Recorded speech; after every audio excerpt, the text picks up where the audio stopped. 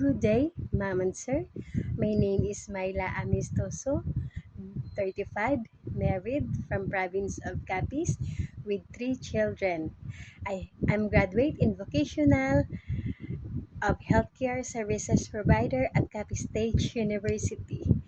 I have work experience in Iloilo City with four adult and one children since August 5, 2022 until August 15, 2024. My main duties is to clean the house, ironing, cooking, and laundering.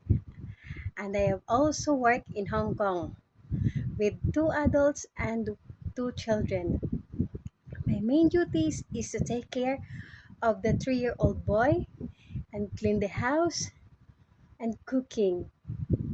Since December 1, 2024 until May 9, 2025. 5 months only, ma'am and sir, because I have an emergency exit. So, if you hired me, ma'am and sir, I will promise that I will do my work with passion and dedication. Have a good day, ma'am and sir. Thank you.